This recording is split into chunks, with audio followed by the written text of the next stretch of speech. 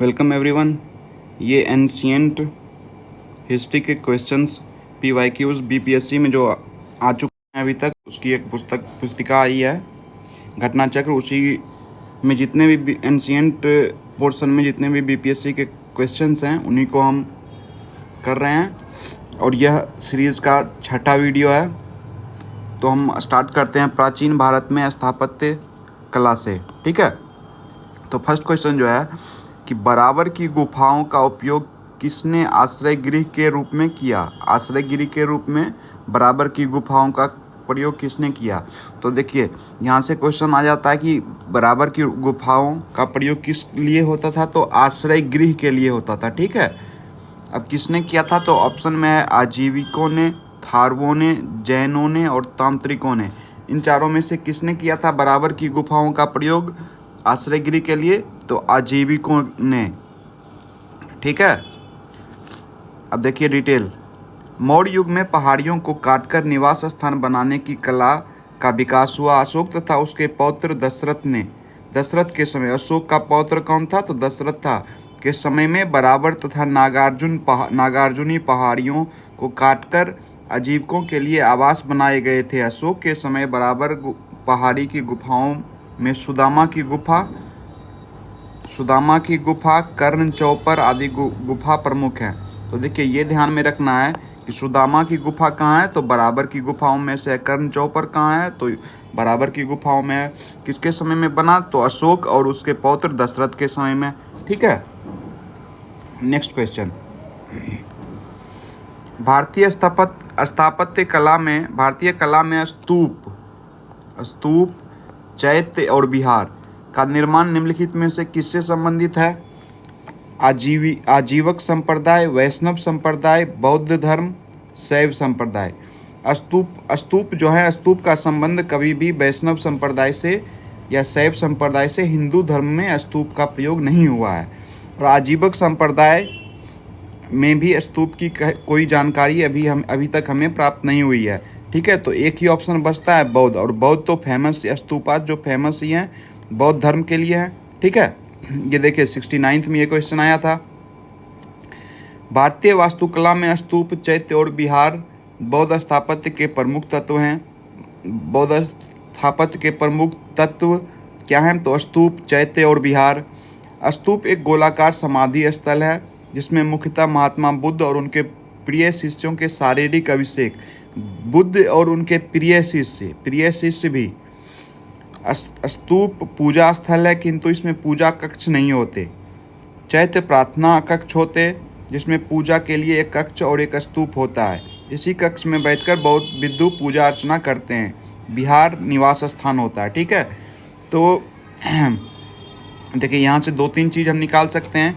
एक तो चैत्य का प्रयोग किस लिए होता था, तो चैत्य का प्रयोग प्रार्थना कक्ष के लिए, और विहार का प्रयोग निवास स्थान होता था जिसका उपयोग अध्ययन, आराम और ध्यान के लिए करते थे। ठीक है, तो नेक्स्ट क्वेश्चन। खजुराहो मंदिर स्थापत्य के निर्माण में सहयोगी थे, यानी इनको किस वंश ने खजुराहो मंदिर का निर्माण करवाया था। चंदेल ने, गुर्जर प्रतिहार ने, या चाहमान ने, या परमार ने। किन्होंने करवाया था, तो इसका आंसर हो जाएगा क्या, चंदेलों ने ही करवाया था निर्माण खजुराहो की मंदिर का। ठीक है, मध्य प्रदेश के छतरपुर जिले में स्थित खजुराहो में चंदेल राजाओं द्वारा निर्मित मंदिर आज भी चंदेल स्थापत्य की उत्कृष्टता का बखान करते हैं। ठीक है, इनका निर्माण कब हुआ था, तो 10वीं से 11वीं शताब्दी के मध्य, यानी 950 से 1050 चंदेलों का मुख्य काल भी था। यहाँ के कंदरिया महादेव मंदिर सर्वप्रमुख है, तो पूछ देगा कंदरिया महादेव मंदिर का निर्माण किस वंश ने करवाया था, तो चंदेल वंश ने। कब से कब के बीच हुआ था, तो 950 से 1050 ईस्वी के बीच में। ठीक है, नेक्स्ट क्वेश्चन। कला की गांधार शैली निम्न समय में फली फूली, यानी गांधार शैली किस समय में फली फूली, किस राजवंश के समय में फैली। कुषाणों के समय में, या गुप्तों के समय में, या अकबर के समय में, और मौर्यों के समय में। ठीक है, तो किस में फैली थी गांधार शैली, कुषाणों के समय कुषाणों के समय गांधार शैली फैली थी, गांधार शैली। ठीक है, इस कला की गांधार शैली का विकास प्रमुख रूप से कुषाणों के समय हुआ। इस कला के अंतर्गत बुद्ध की प्रतिमाओं का व्यापक रूप से निर्माण किया गया। ठीक है, बुद्ध की प्राचीनतम प्रतिमा किस शैली में प्राप्त होती है? गांधार शैली में, मथुरा शैली में, मौर्य शैली में या गुप्त शैली में? प्राचीनतम प्रतिमा जो है किस शैली में प्राप्त होती है? तो गांधार शैली में प्राप्त होती है। इसमें मुख्यतः बैठी और खड़ी स्थिति में जो मूर्ति का निर्माण हुआ वो गांधार शैली का ही एग्जाम्पल है। ठीक है, अब देखिए गुप्त काल जो था वो स्वर्णिम युग कहा जाता है भारतीय समाज के लिए। तो किस लिए? तो वहाँ बुद्ध काल में लिटरेचर हो गया, आर्किटेक्चर हो गया और फिर एस्ट्रोलॉजी हो गया। इन सारे जो आर्ट और कल्चर से रिलेटेड जो भी डायमेंशंस थे उनका बहुत गोल्डन पीरियड था, उनका उच्चतम विकास हुआ था। तो इसी के रिगार्डिंग चंद्रगुप्त द्वितीय जो थे या चंद्रगुप्त विक्रमादित्य, इनके दरबार में 9 फेमस कलाकार थे जिनको नवरत्न कहा गया था। नवरत्न, इनमें कालिदास थे। कालिदास क्या थे? पोएट थे। धन्वंतरी क्या थे? धन्वंतरी एक फिजिशियन थे यानी चिकित्सक थे। वराह मिहिर क्या थे? एस्ट्रोनॉमर थे। अमर सिंह क्या थे? लेक्सियोग्राफर थे। शंकु आर्किटेक्ट या ज्योग्राफर थे। छपंक या छपनक एस्ट्रोलॉजर थे। वरुचि ग्रामेरियन थे। वेताल भट्ट मैजिशियन थे और घाट करपार डिप्लोमेट थे। ठीक है, इन्हीं के बारे में हम थोड़ा देख लेते हैं। देखिए, गुप्त साम्राज्य के बारे में ना बीपीएससी हर एक बार क्वेश्चन पूछती है, उसमें भी मेनली चंद्रगुप्त द्वितीय के बारे में। तो यही एक पार्ट है जो अभी तक डायरेक्ट क्वेश्चन नहीं पूछा गया है या पूछा भी गया है तो उनकी फ्रीक्वेंसी कम है। तो ये टॉपिक जो है ना हाईली एक्सपेक्टेड है नेक्स्ट बीपीएससी यानी 72वीं बीपीएससी की प्रारंभिक परीक्षा यानी प्रीलिम्स के लिए। तो इसी में हम देखेंगे, इन 9 के बारे में पढ़ने की कोशिश करेंगे। ठीक है, चंद्रगुप्त द्वितीय के नवरत्न चंद्रगुप्त द्वितीय के दरबार में 9 महान विद्वान, कवि और वैज्ञानिक थे। ठीक है, जो गुप्त साम्राज्य के स्वर्ण युग का प्रतिनिधित्व करते थे। ये संस्कृत साहित्य, विज्ञान, चिकित्सा, कला तथा भारतीय कला और साहित्य में स्वर्ण युग की शुरुआत की। ठीक है, अब नवरत्नों की सूची और उनकी प्रसिद्ध कृतियां देखते हैं। ठीक, Kalidas,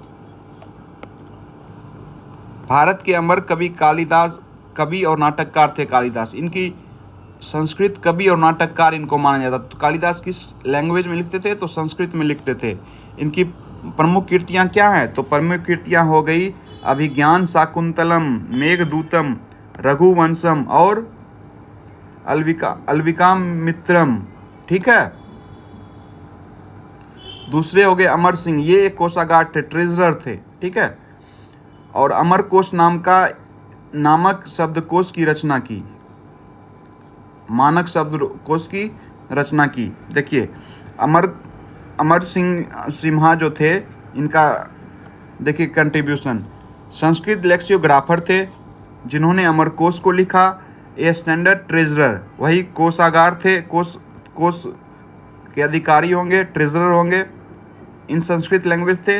vocabulary of Sanskrit roots, homonyms and synonyms called Trikand. देखिए, एक पुस्तिका लिखे थे त्रिकंड, जिसमें संस्कृत वोकेबुलरी रूट वर्ड जो थे, होमोनिम्स और साइनोनिम्स के बारे में इन्होंने चर्चा किया था। ठीक है, अमरकोश, अमर सिंह।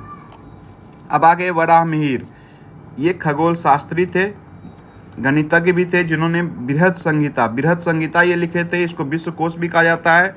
पंच सिद्धांतिका और बृहद जातक। ठीक है, तो देखिए अभी तक तीन लोग आए हैं, उसमें अमरकोश अमर सिंह लिखे हैं। कालिदास अभिज्ञान शाकुंतलम, मेघदूतम, रघुवंशम और मालविका अग्निमित्रम लिखे थे वो। ठीक है, यहाँ पे एम छूट गया, मालविका अग्निमित्रम। और वराह मिहिर क्या लिखे थे? बृहद संहिता, पंच सिद्धांतिका और बृहद जातिका। बृहद जो है तो बराहमीर। ठीक है। अब धन्वंतरी क्या थे? धन्वंतरी फिजिशियन थे। आयुर्वेद का जनक भी इनको कहा जाता है। आयुर्वेद का जनक इनको कहा जाता है? धन्वंतरी को। शंकु क्या थे? शंकु वास्तुकला शिल्पशास्त्र थे। इन्होंने नगर नियोजन के विशेषज्ञ थे, ज्योग्राफर एक तरह से थे। अब घटकर पर ये कवि और मूर्तिकार थे जो अपनी काव्यात्मक रचना घटकर पर काव्य के लिए प्रसिद्ध हैं। ठीक है। वेताल भट्ट जो मंत्र शास्त्र के लिए प्रसिद्ध हैं, तंत्र एवं जादुई सूत्रों से भी रिलेटेड थे। और छपनक एक कवि और दार्शनिक थे, फिलोसफर थे, जिन्होंने ज्योतिष से जोड़ा जाता है तथा विक्रमादित्य के दरबार में महान विद्वान थे। वारुची एक प्रसिद्ध व्याकरणाचार्य थे, व्याकरण के एक्सपर्ट थे, जिन्हें वार्तिक के लेखक और प्राकृत व्याकरण के बारे में जब भी पूछेगा तो वारुची। ठीक है। इनको प्राकृत भाषा का प्रथम व्याकरण का लेखक माना जाता है। ठीक है। तो ये हो गए नवरत्न गुप्त के टाइम के। अब आइए, झांसी के पास देवगढ़ का मंदिर है और इलाहाबाद के पास गढ़वा मंदिर में बनी मूर्तियां किस कला के महत्वपूर्ण अवशेष हैं? मौर्य कला के, या गुप्त कला के, या राष्ट्रकूट कला के, या उपयुक्त में से एक से अधिक, या उपयुक्त में से कोई नहीं? ये देखिए रिपीट हुआ। 68वीं में भी पूछा, 68वीं में भी ये क्वेश्चन पूछा, फिर 2 साल 3 साल बाद 70वीं के री एग्जाम में पूछ दिया। ठीक है। देखिए कितना रेपिटेटिव है बीपीएससी। इसीलिए कहते हैं कि प्रीवियस ईयर क्वेश्चन जो है वो बीपीएससी के लिए एकदम गाइडिंग लाइट है, एक तरह से गाइडिंग टॉर्च है। मतलब उसको पढ़ के जाइए आप और कॉन्फिडेंस होके जाइए। इसका आंसर क्या हो जाएगा? इसका आंसर गुप्त कला हो जाएगा। हिंदू मंदिरों का निर्माण सबसे ज़्यादा गुप्त कला में हुआ था। देवगढ़ का दशावतार मंदिर जो वर्तमान में उत्तर प्रदेश के ललितपुर जिले के में अवस्थित है, यह गुप्तकालीन मंदिर है। वहीं इलाहाबाद में गढ़वा में मंदिर भी गुप्तकालीन है। ठीक है। अब बोधिसत्व पद्मपानी की पेंटिंग है बादामी में, बाग में, एलोरा में, या अजंता में? कहाँ पे है? ये एनसीईआरटी जो बुक है ना हिस्ट्री की, उसमें इसका एक फ़ोटो बना हुआ है, क्लियर इसकी पिक्चर दी हुई है। तो ये अजंता में, ये देखिए 69th में आया था। जो 69th को कहा जाता था कि ये यूपीएससी की डायरेक्शन में बीपीएससी जा रही है, उसमें भी देखिए किस तरह का वन लाइनर पूछा था। निम्नलिखित अभिलेखों में से किसमें विधवा दहन ये क्वेश्चन यूपीएससी में भी आया था का उदाहरण उल्लिखित है? समुद्रगुप्त का एरन अभिलेख, बुद्धगुप्त का एरन स्तंभ अभिलेख, भानुगुप्त का एरन स्तंभ अभिलेख, तोरमान का एरन वराह अभिलेख। तो एरन तो एकदम फिक्स है, एरन। ठीक है। अब देखिए इसमें किस राजा का था, ये इंपॉर्टेंट हो जाता। तो किसका था? उपयुक्त में से कोई नहीं, उपयुक्त में से एक से अधिक। तो ये हो जाएगा भानुगुप्त। ये क्वेश्चन इंपॉर्टेंट है। भानुगुप्त का एरन स्तंभ, भानुगुप्त ने इसको लिखवाया था। ठीक है। अब देखिए इसके बारे में, ये एक्सपेक्टेड क्वेश्चंस में से है। भानुगुप्त के एरन अभिलेख से विधवा दहन, सती का उदाहरण पूछ देगा तो भानुगुप्त का एरन अभिलेख। इस अभिलेख में भानुगुप्त के मंत्री गोपराज के युद्ध में मृत्यु हो जाने के बाद उसकी पत्नी के सती होने का उल्लेख है।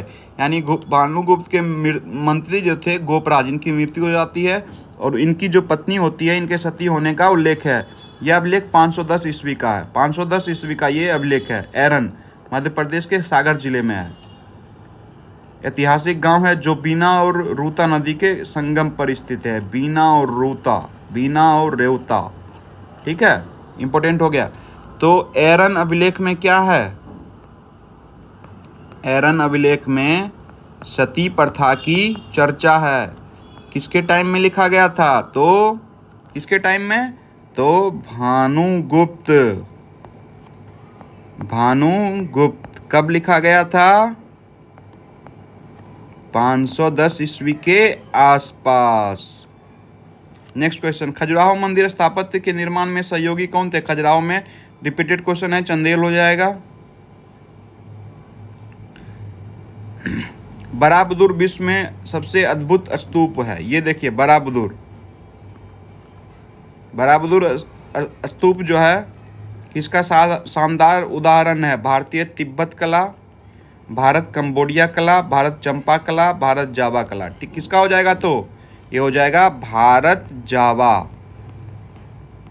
ठीक है, जावा भी बीपीएससी का फेवरेट एंशिएंट में पार्ट है।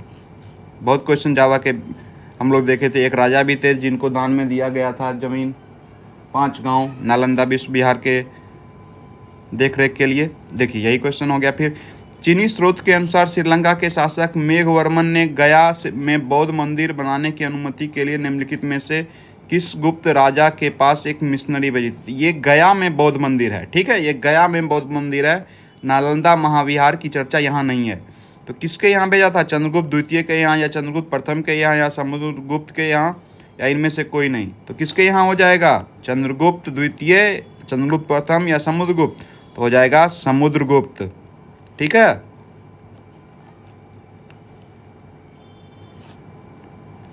अब देखिए दक्षिण भारत के कुछ क्वेश्चन हैं, उनको भी हम देख लेते हैं। चोल वंश का संस्थापक कौन हो जाएगा? बहुत फेमस क्वेश्चन। चोल वंश का संस्थापक विजयालय, करिकाल, आदित्य प्रथम या राजराज प्रथम? तो कौन चोल वंश का संस्थापक? विजयालय। ठीक है।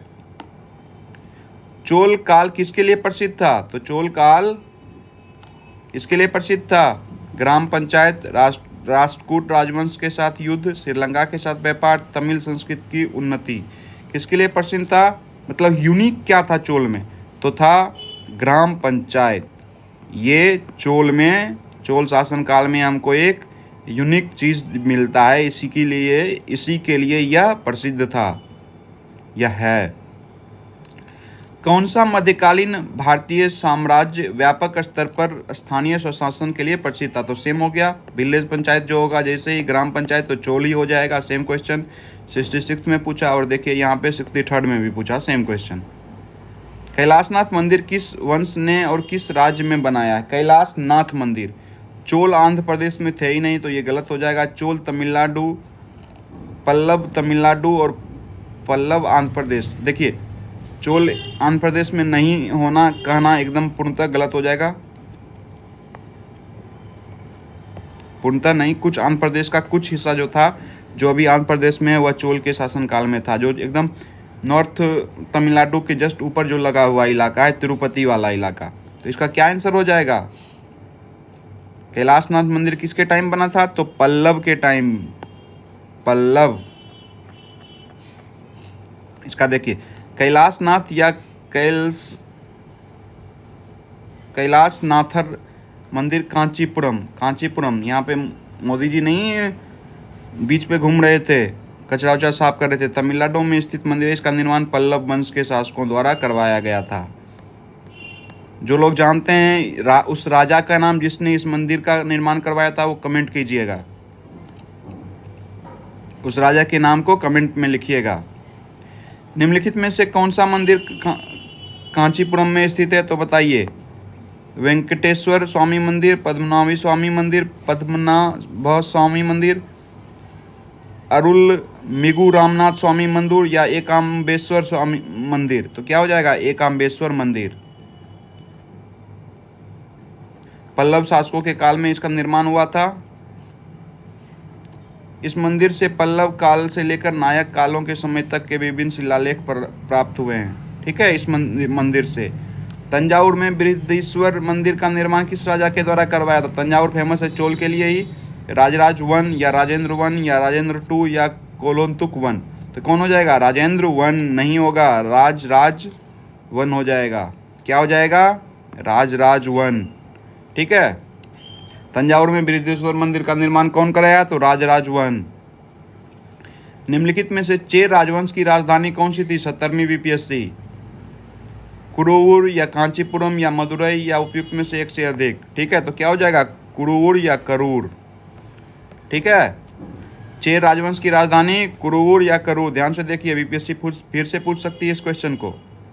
निम्नलिखित राजवंशों में किसका उल्लेख संगम साहित्य में नहीं हुआ है? एकदम बीपीएससी यूपीएससी में भी ये क्वेश्चन आ चुका है। कदम्ब का या चेर का, चोल का, पांड्य का? चेर, चोल, पांड्य तीनों का हुआ है। ठीक है, तो कदम्ब का उल्लेख नहीं है। संगम साहित्य में चोल, चेर और पांड्य राजा, यही तीनों राजाओं का के उद्भव और विकास का विवरण प्राप्त होता है। इन राज्यों के विविध कदम राजवंश का उल्लेख संगम में नहीं है। ठीक है। संगम युग में उरैयूर किस लिए विख्यात है? उरैयूर का मतलब क्या था, यही पूछ रहा है। उरैयूर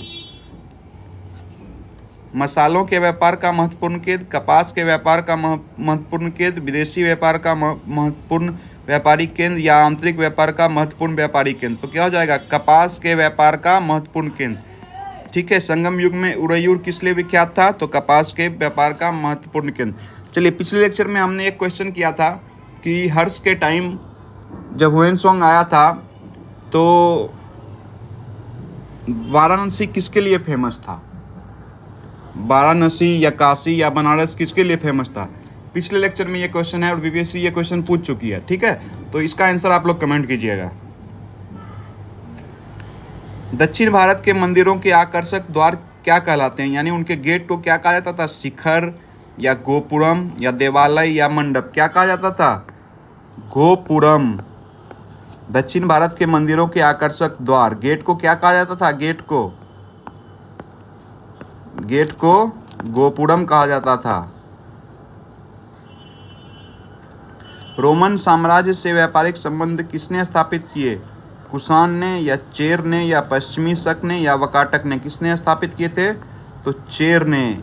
पौंडीचेरी का जो इलाका है वहाँ से बहुत सारे इसके संकेत मिले हैं कि चेर राजा का डायरेक्ट लिंकेज था रोम से। अरिकामेडू जो है, इस जगह का नाम भी याद रखिएगा।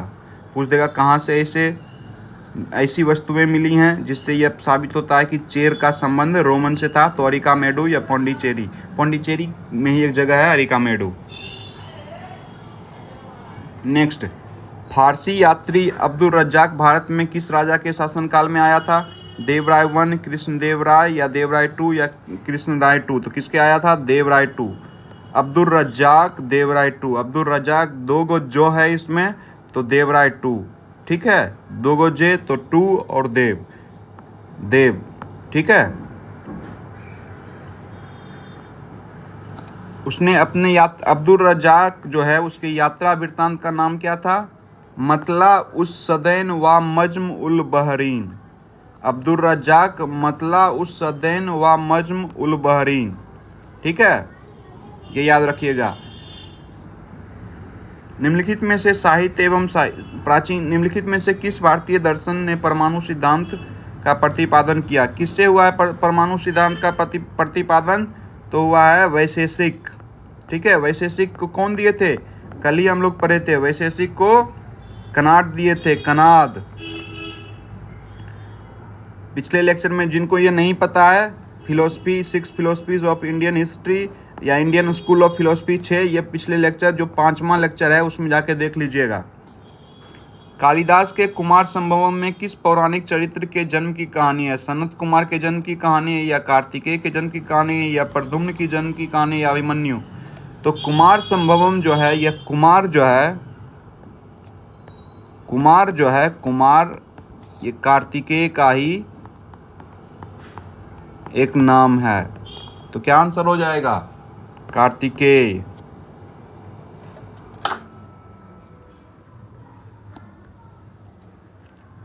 मुद्रा राक्षस का लेखक कौन है? मुद्रा राक्षस का लेखक कौन हो जाएगा? मुद्रा राक्षस के लेखक अश्वघोष होंगे या विशाख दत्त होंगे या कालिदास होंगे या भास होंगे? तो विशाख दत्त होंगे। ठीक है। अब इसका पढ़िए। मुद्रा राक्षस की रचना विशाख दत्त ने की थी। इस ग्रंथ में मौर्य इतिहास, प्रमुखतः चंद्रगुप्त मौर्य के जीवन के, ये हम पीछे भी पढ़ चुके हैं। चंद्रगुप्त मौर्य के बारे में है ये। ठीक है। मेगास्थनीज की पुस्तक का क्या नाम था? ये भी हम पिछले देख चुके हैं। अर्थशास्त्र नहीं था, ऋग्वेद नहीं था, पुराण नहीं था, तो इंडिका था। अर्थशास्त्र किसका था? तो कौटिल्य का था। इंडिका का लेखक कौन था? सेम क्वेश्चन मेगास्थनीज देखिए। 56 to 59 में पूछा है, 47 में पूछा है। अब इसको मैच करना है। बृहत संहिता अभी हम पढ़े हैं, वराह मिहिर हो जाएगा बृहत संहिता। तो ए का 4 ये दोनों COD हो सकता है, ये गलत हो गया। अब देखिए, राजतरंगिणी कलहन, सी का वन, सी का वन, सी का वन, ये भी है, ये भी है।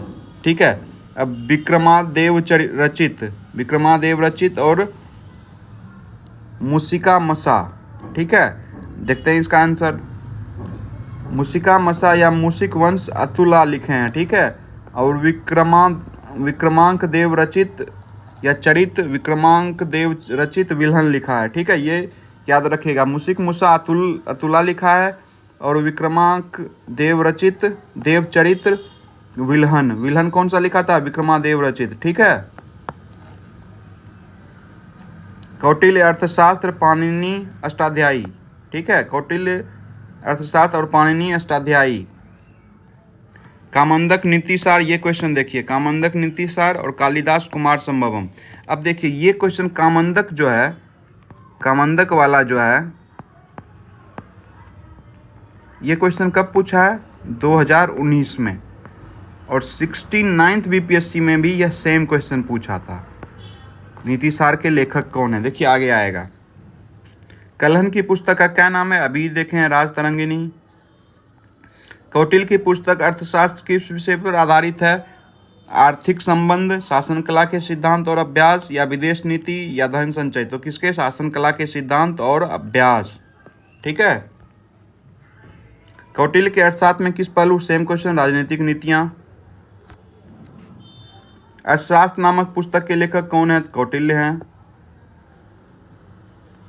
इतिहास के प्राचीन और मध्य युगीन काल के राजाओं और उनके द्वारा लिखी गई रचनाओं का सही मिलान किस युग में किया गया है? तो किस युग में है इसमें? ठीक है, मानसोल्लास, देखिए अमुक्त मालव्य जो है ये कृष्णदेव राय लिखे हैं, तो ये गलत हो गया। भोजदेव जो है समरांग गुण संधार लिखे हैं, ये महेंद्र वर्मन मतविलास प्रहसन जो है ये सही है। बाकी सब अमुक्त मालव्य कृष्णदेव राय, सम्रागन सूत्रधार राजा भोज, और मानसोल्लास सोमेश्वर तृतीय। ठीक है, तो ये देख लीजिए, बीपीएससी श्रेणी में पूछा, ये फिर पूछेगा। मतविलास प्रहसन महेंद्र वर्मन 1, अमुक्त माल्यद कृष्णदेव राय, सम्रांग गण सूत्रधार राजा भोज, गण सूत्रधार भोज, मानसोल्लास सोमेश्वर 3। पेरिप्लेस ऑफ द इरिथियन सी किसने लिखी? टेसियस ने, या प्लिनी ने, या टॉमली ने, या स्ट्रेबो ने, या उपयुक्त में से कोई नहीं ने। तो इसका क्या हो जाएगा? ई। पेरिप्लस ऑफ द इरिथियन सी जो है ना, इसके ऑथर के बारे में जानकारी नहीं है। ठीक है, पृथ्वीराज रासो के लेखक कौन है? चंद्रवरदायी हो जाएगा इसके लेखक, पृथ्वीराज रासो के लेखक चंद्रवरदायी। सेम क्वेश्चन, चंद्रवरदायी पृथ्वीराज रासो नामक पुस्तक के लेखक। अब देखिए, स्वप्न वासवत्ता के लेखक कौन है? कालिदास, या भवभूति, या भास, या राजशेखर। तो कौन हो जाएंगे इसके लेखक? भास हो जाएंगे। आप लोग की जिम्मेवारी है कि आप लोग बताइएगा राजशेखर के द्वारा लिखी गई कौन सी पुस्तक है। जो जानते हैं वो कमेंट कर सकते हैं। कुमार संभवम कालिदास, यहाँ पे देख लीजिए, कालिदास के द्वारा लिखा गया बुक।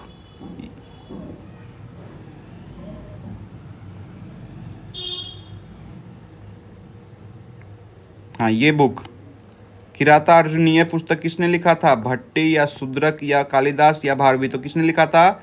ये भारवी ने लिखा था। ठीक है, उस स्रोत का नाम बताइए जो प्राचीन भारत के व्यापारिक मार्गों पर मौन है। व्यापारिक मार्गों पर कौन सा बुक मौन है? संगम साहित्य, या संगम साहित्य में तो चर्चा ही श्रीलंका से जातक कहानियाँ में है या नहीं, मिलिंद पन्नों में है या नहीं, या उपयुक्त सभी। कौन सा हो जाएगा? तो मिलिंद पन्हो। यह है क्या? ये नागार्जुन और मेंढर जो गुप्त नहीं, बौद्ध धर्म के बारे में जो चर्चा है उसके बारे में है क्या? तो मिलिंद पन्हो।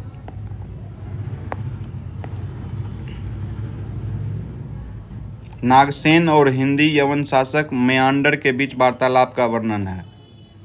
हर्षरचित पुस्तक किसने लिखी? तो हर्षरचित हर्षवर्धन का दरबारी बाणभट्ट ने लिखी थी, हर्षरचित। अब देखिए, मैच करना है। चरक, ब्रह्मगुप्त, बराहमीर और विशाखदत्त। गणित, चिकित्सा, नाटकार और ज्योतिष। चरक कौन थे? चरक चिकित्सक थे। ब्रह्मगुप्त क्या थे? ब्रह्मगुप्त गणित से रिलेटेड थे। विशाखदत्त क्या थे? विशाखदत्त नाटकार थे। और बराहमीर क्या थे? ज्योतिष। देखिए, चरक चिकित्सा, ब्रह्मगुप्त गणित, बराहमीर ज्योतिष और विशाखदत्त नाटकार। राजनीति की प्रारंभिक पुस्तक नीति सार। देखिए, ये कब पूछा? बीपीएससी 2023 में। और पीछे क्या कब पूछा था? 2019 में। रिपीट हुआ ना। नीति सार पुस्तक कौन लिखा था? तो कामंदक हो जाएगा। कामंदक कौन लिखा था? तो नीति सार को कामंदक लिखे थे।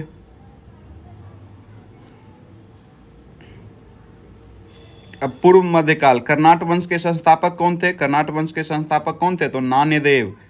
और कर्नाट वंश के अंतिम राजा कौन थे? कर्नाट वंश के अंतिम राजा क्या हो जाएंगे? हरि सिंह। देखिए, इन चारों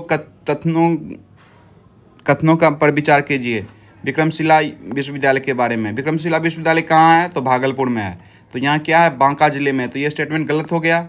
इसकी स्थापना पाल वंश के राजा गोपाल ने प्रथम ने की थी। तो गोपाल ने की थी? नहीं। किसने की थी? धर्मपाल ने। ठीक है। बौद्ध धर्म का वज्रयान संप्रदाय यहाँ फला फूला। कौन सा संप्रदाय बौद्ध धर्म का फूला? वज्रयान। यह खगोल विज्ञान, तर्कशास्त्र, कानून, व्याकरण और दर्शन शास्त्र अन्य विषय भी पढ़ाए जाते थे। तो 1 और 2 गलत हो गया, 3 और 4 सही हो गया। कौन सा कथन गलत है? गलत पूछ रहा है तो 1 और 2 गलत है, तो ये आंसर हो जाएगा। देखिए, गलत है और सही है, ये बहुत मैटर करता है। हम लोग गलती में क्या करते हैं? इसको पढ़ते नहीं हैं और डायरेक्ट हम लोग यहाँ पे 3 और 4 समझ के सही पूछ देते। 3 और 7 उपयुक्त में से कोई नहीं मार के चलाते। लेकिन ये क्या हो जाता है? गलत हो जाता है। हमारा आते हुए नंबर चले जाते हैं, अंक चले जाते हैं। विक्रमशिला नामक प्राचीन विश्वविद्यालय की स्थापना बंगाल के किस शासक ने की थी? विक्रमशिला धर्मपाल।